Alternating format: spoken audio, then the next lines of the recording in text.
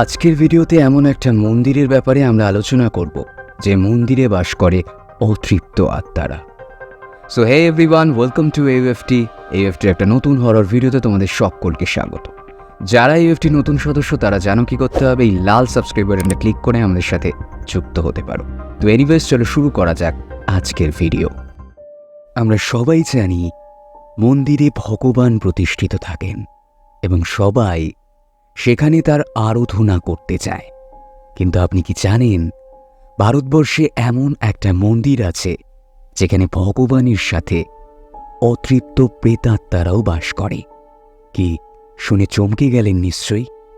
আগে হ্যাঁ, বাস্তবে এরকম একটা মন্দির আছে যেখানে মানুষ রাস্তা চিনে একেবারে পৌঁছতে পারে না, কোনো না কোনোভাবে পথভুল হবেই। এমনকি এই মন্দিরের প্রসাদও কোনো মানুষ ভয়ে খেতে পারেন না। আজকের ভিডিওতে এই অদ্ভুত এবং ভুতুড়ে মন্দির সম্পর্কে বিস্তারিত জানব। এই মন্দিরটি রাজস্থানের দৌসা জেলাতে অবস্থিত। মন্দিরটির নাম মেহেন্দিপুর বালাজি মন্দির। মরুরাজ্যের এই মন্দির ভূত প্রেত কিংবা আত্মা সম্পর্কে আপনার বিশ্বাসকে আলোড়িত করে তুলবে। এই মন্দিরে আজও ডাইনি তন্ত্রবিদ্যার চর্চা করা হয়। এই মন্দিরে প্রবেশ করা একেবারেই সহজ কাজ নয়। রীতিমতো প্রতিদিন 1000 কিংবা তারও বেশি ভক্তদের লাইন পড়ে এই মন্দিরে প্রবেশের জন্য। যদি কেউ মানসিকভাবে দুর্বল হয় তাহলে তার কখনোই এই মন্দিরে যাওয়া একেবারেই উচিত নয়। স্বাভাবিকভাবেই অনেক মানুষ এই মন্দির পুরো পরিক্রমা করার আগেই প্রাণ ভয়ে বাইরে বেরিয়ে যায়। কোনো মন্দিরের ভেতরের পরিবেশ যে এতটা গা ছমছমে হতে পারে তাই মন্দিরে না এলে বিশ্বাস করতে পারবেন না। এমন কি আছে এই মন্দিরের ভেতরে? কেন এত ভিড় হয় এখানে? আর কেনই বা মানুষ প্রাণ ভয়ে এখান থেকে বেরিয়ে আসে? চলুন জেনে নেওয়া যাক। এই মন্দিরে 3টি বিগ্রহের পুজো হয়: বালাজি কিংবা বজরংবলী, কালভৈরব এবং প্রেতরাজ। বিশ্বাস করা হয় কারোর উপর কোনো অশুভ শক্তি ভর করলে এই মন্দিরে নিয়ে এসে তাকে সুস্থ করা যায়।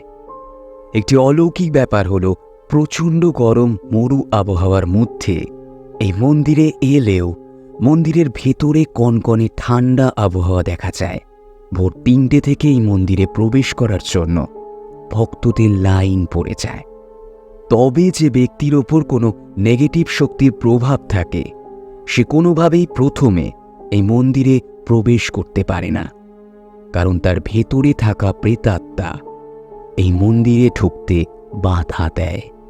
এই মন্দিরে প্রবেশ করার পর সে মন্দিরের পবিত্র ঘণ্টার আওয়াজ সহ্য করতে পারে না, এমনকি বালাজি বিগ্রহের দিকে তাকিয়েও থাকতে পারে না।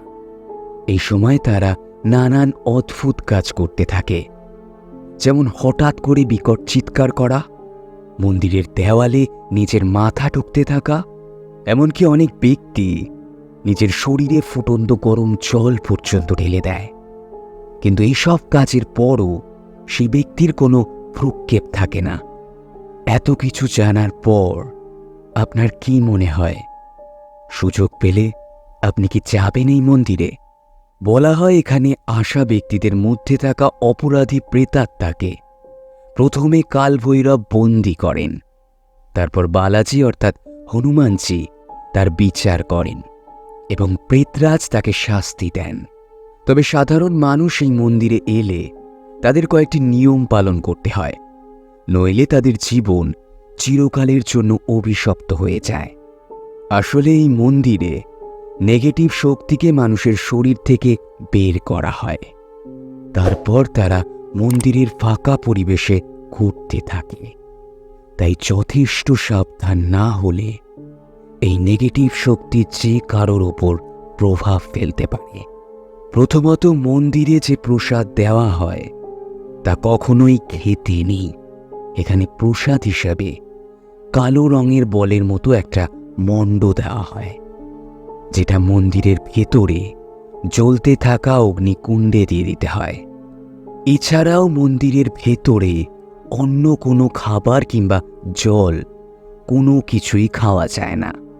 মন্দিরের ভেতরে প্রবেশ করার পর কারোর সাথে বেশি কথা বলা যায় না, এমনকি মন্দিরের কোনো জিনিস ছোঁয়া যায় না। মন্দির থেকে কোনো খাবার কিংবা অন্য কোনো জিনিস কখনোই বাড়িতে নিয়ে আসা যায় না, কারণ ওই সমস্ত জিনিসের মধ্যে বলা হয়ে থাকে যে প্রেতাত্মাদের নজর থাকে। সবথেকে গুরুত্বপূর্ণ বিষয় যে যখন এই মন্দির থেকে আপনি বেরিয়ে আসবেন তখন কোনোভাবেই আর পিছনে ফিরে তাকাবেন না। যদি আপনার চেনা কোনো মানুষের গলার ডাকও শুনতে পান তাও তাকাবেন না, কারণ এখানের প্রেতাত্মারা চেনা মানুষের গলার নকল করে ডাকে এবং পিছন ফিরে তাকালেই তাকে নিজেদের বশ করে নেয়। মন্দির থেকে ফিরে আসার সময় প্রার্থনা করবেন যাতে আর কখনো এখানে ফিরে আসতে না হয়।